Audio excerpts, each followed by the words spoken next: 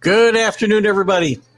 Keith Angle for TGI Sports Talk with our weekly New England Patriots recap. Week 1 is in the books, and it was not a pretty sight. All the fears that we had about the offensive issues, ineptness, if you will, have come to fruition. And I'm not sure where it's going to get fixed, but we'll talk about that today and going forward. The game got started in a pretty good way. The Patriots received the opening kickoff, drove the ball to the Miami 22 with a pretty good set of play calls, some short passes, some good runs. And the drive stalled on the decision to throw a jump ball to the corner of the end zone.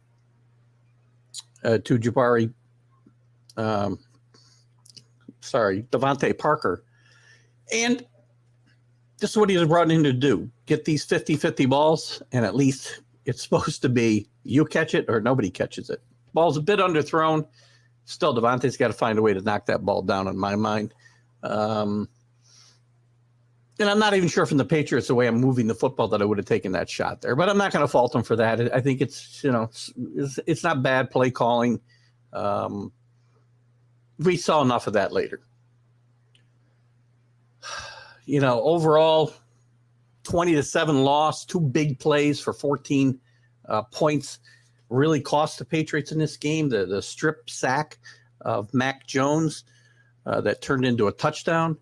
And also the big play right at the end of the first half where Waddle went. I want to say Waddle went. How far did he go for that? How far did he go for that touchdown? 42 yards, I guess. Seemed like longer than that, and not a good tackle by Bentley there or Duggar. So that play could have potentially been stopped. So it did not happen. Overall, right now, the Patriots are not going to get good marks for this effort.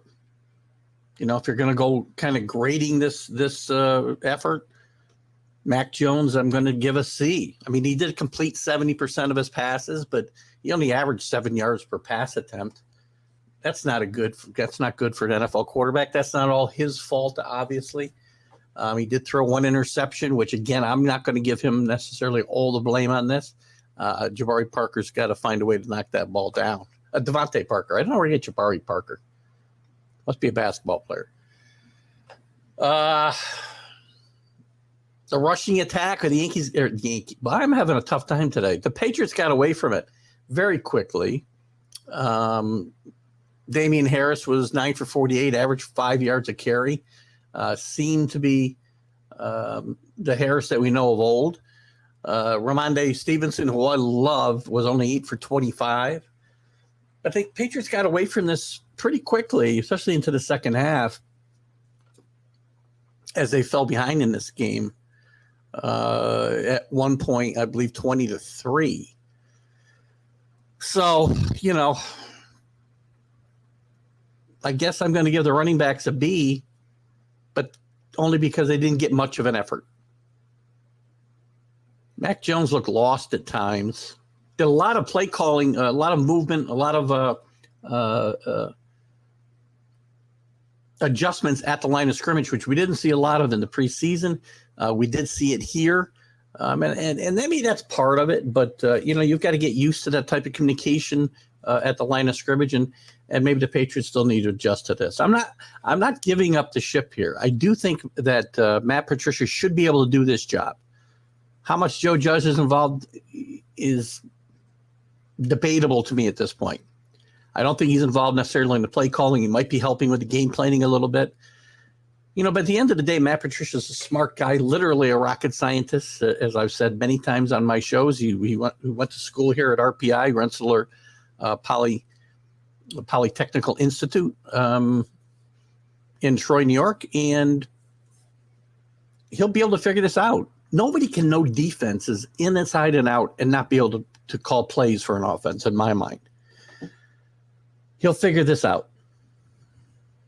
Now, whether we'll figure out the offensive line problems, because I'm going to give them an F yesterday. I mean, we did run the ball okay.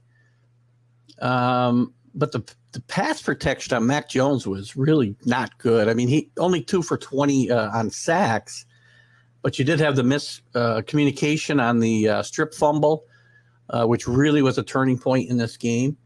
Got the Patriots totally out of their rhythm, I think. And he also had some other hurries.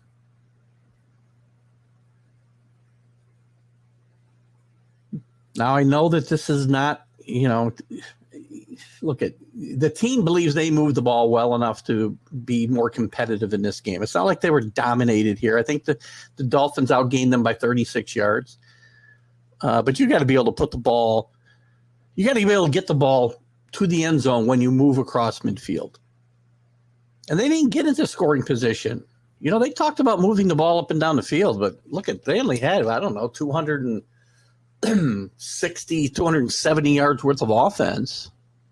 Yes, the Dolphins didn't have much more, but the Dolphins made the big plays. Patriots had no big plays, and this is the worry with this team, that there isn't that explosive guy to make big plays. I think Ramondre Stevenson can be that guy out of the backfield. Who's going to do it in the receiving corps? Myers is a nice player, but, he's limited in what he can do. Parker's got to be a guy to get that 50-50 jump ball. He didn't outrun anybody. A guy who I think is a really important cog in this offense. Kendrick Bourne was mysteriously not part of this offense until later in the game. He did get a reception for 41 yards, I believe, late in this game, but he's pretty much non-existent until late in the fourth quarter. And I don't, again, I understand there's got to be issues that he got himself in the doghouse.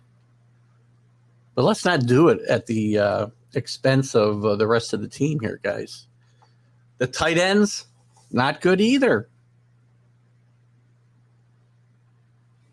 Jonnu Smith did have a decent, after not being even showing up in the first half, he had the 4 targets and 3 catches in the second half.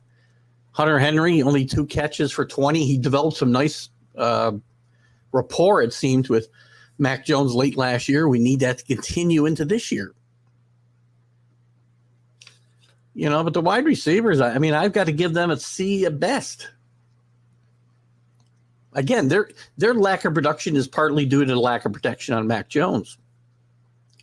And the offensive line trying to learn this new blocking scheme, this zone blocking scheme that theoretically will open up different lanes and give running backs a choice. Give running backs a choice of lanes to go to. Theoretically, is supposed to open up play action pass opportunities for Mac Jones. Is that going to happen? So far, no. Mac Jones, no time to adjust in this game. So the tight ends, again, they get a C. The wide receivers get a C. The offensive line gets a B to me. Special teams, Jake Bailey did get 2 punts down inside the 10-yard line yesterday. And I think 1 right on it. So that's kind of 3 really good punts by Jake Bailey, who struggled at times last year and put too many balls into the end zone. He's been a very big weapon for this team over the years. Last year he struggled a bit, and maybe we're going to get a return to form for Jake Bailey, which will be important for this team. Field position is so important, especially for a team, to me, like the Patriots, without that big play capability. And I believe you only saw Nick Folk for 1 extra point yesterday. Their coverage was okay. Looking at the numbers here. They didn't get a chance to return a punt, and they only returned 1 kickoff, obviously, 2 kickoffs for an average of 14 yards. So that's pretty good coverage by the special teams. As far as the defense, I thought the defense played pretty well. I thought the defensive line was really good. Dietrich Wise who's a new captain on the team this year, I thought played very, very well, had some great pursuit on a couple of plays. They did hold the Miami run game in check, only allowing what they allow here. It's 65 yards rushing and averaging 2.8 yards a carry, much better than they've done against Miami in their run game in the last few games. So I think a pretty good job by the front defensive line and even the linebackers. I think Juden had a really good game yesterday. I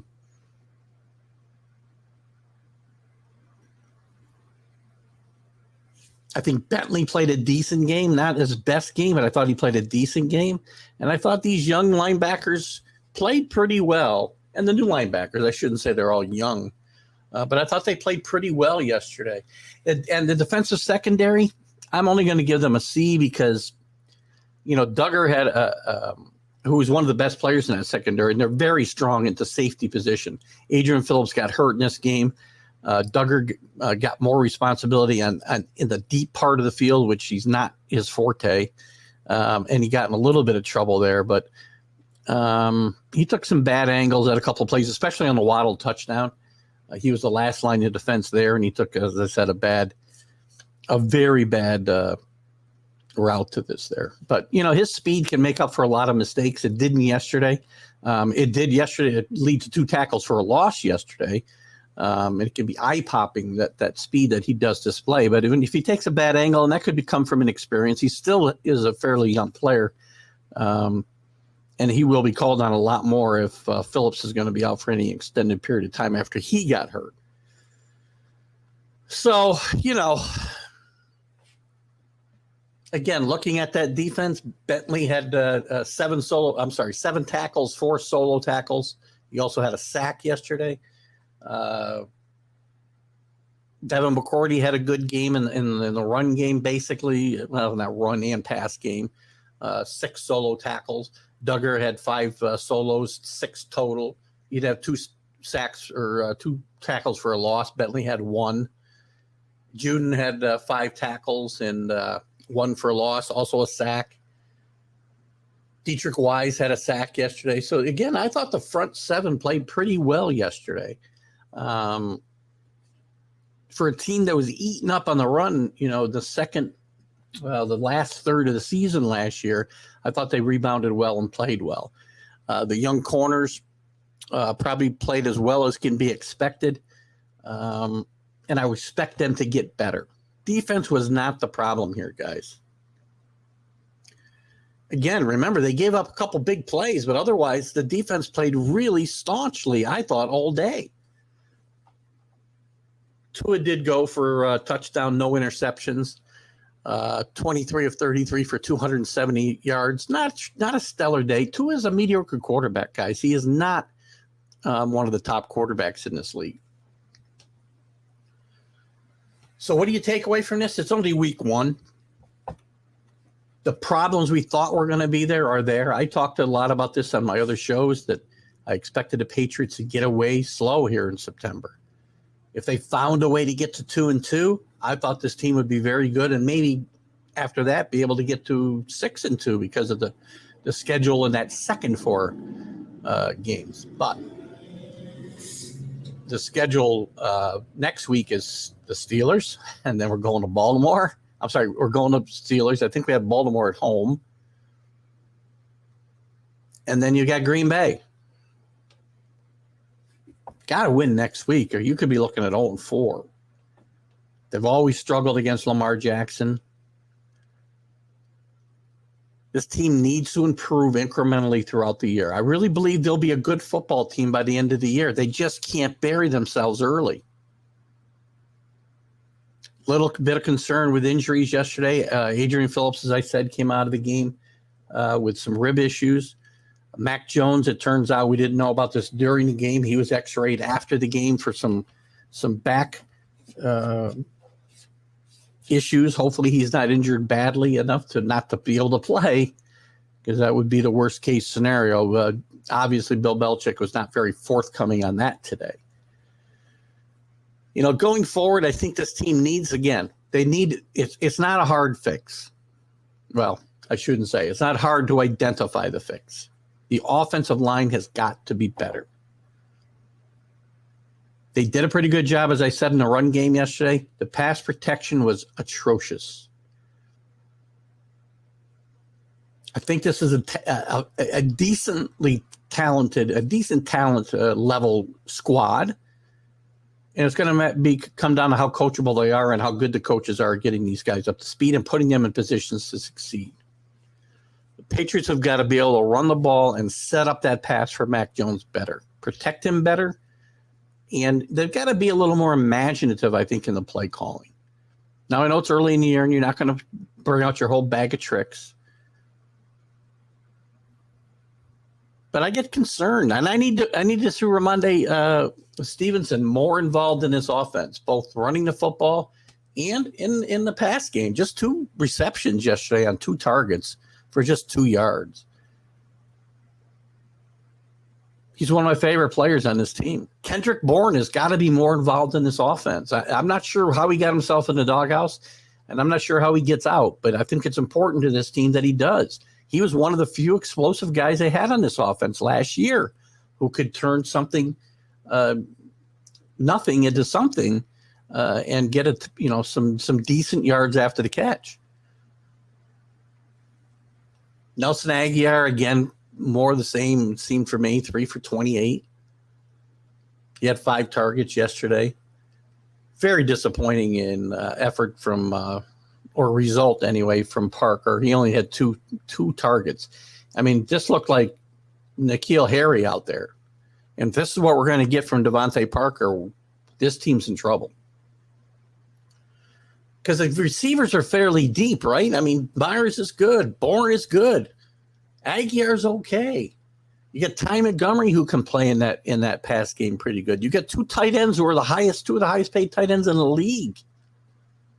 And Hunter Henry, who's had some big reception numbers when he was with San Diego. Problem is there's no number 1 guy. There's no go-to guy on this team. People will tell you that that's been the Patriots offense for years, but that's not necessarily true. When the backs were against the wall and you need to go somewhere, there was always an Edelman or a Walker or a Branch. There doesn't feel like there's that guy out there that you can just count on for the big catch anytime you're going to get the ball near him. Somebody's got to step up there.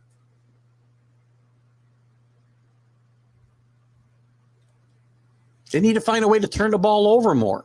Not on offense. We had plenty of that yesterday. 3 turnovers yesterday. 2 fumbles lost, I believe, and 2 interceptions. Not seen the fumbles lost. I don't know why. Protect the quarterback better. You know, how many times they hit the quarterback yesterday?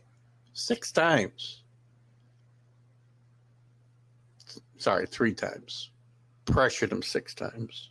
2 sacks. 1 for a touchdown after a strip. Nothing we didn't expect to see. Again, I expected this team to struggle. I just didn't think that it would be quite. I mean, this game 20-7 doesn't feel so bad, right? But this, outside of the first drive, after the first drive, it felt deflating, and this team didn't get righted. And if it doesn't get fixed, Bill Belichick said, "Blame me."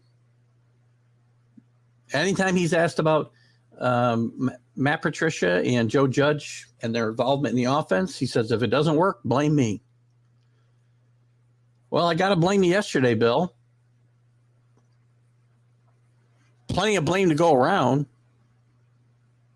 But, again, I saw some good signs out of the defense. I saw some good signs out of the offense and running the football. And maybe they shouldn't have got away from that as much as they did in the second half. I mean, look at these. I mean, you look at these. Where was that? I had a list of the drives that they had yesterday. It was just terrible. After the first drive, which took them down the field, and a 92-yard touchdown drive, it was, a bunch of 3-and-outs, a bunch of punts. too many 3-and-outs. Not enough first downs, not enough moving those chains. The things that win, the Patriot football, it wasn't there. In years past, even last year, I never felt this team was out of the game. It felt like they were done when it was 14-0 yesterday. Or 14-3, I think it was. Just never felt after that first drive like the Patriots had any cohesiveness on offense. I'm not telling you guys anything you don't know. This is not rocket science we're talking about here. But this team's got to find a way to get better. They got a tough turnaround going to Pittsburgh next week.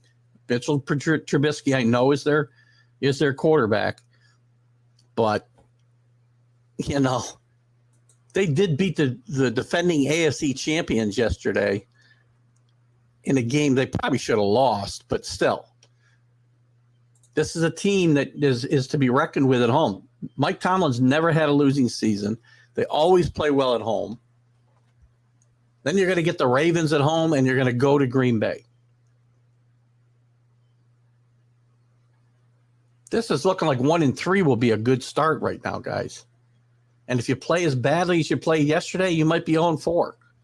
And that'd be a shame, because if you could be 2-2, then you got the Lions at home, you got the Browns on the road, you got the Bears at home, you got the Jets on the road. All winnable games. Now, do you want to be 0-4 and have to win those 4 games to get to 500? No. 1-3 to 5-3 looks a lot better, but again, right now I can't even be guaranteed that second set of 4 games are going to be able to go out and win. Got to look better than yesterday. And all I care about is we get better. I expected, again, to struggle yesterday, and I expect to struggle throughout September. But we need to see incremental improvement. Starting next week against those Dolphins. Or not against those Dolphins, against those Steelers. So, guys, make some comments if you want. You'll see this. This is recorded live. You'll see this later on TGI Sports Talk. You'll see it on some other outlets as well. So I appreciate the time you've given me here today. And let's go, Pats. Let's get it together and figure this out. This team is too well coached to play like they played yesterday consistently. Keith Angle for TGI Sport Talk. Have a great, great Monday.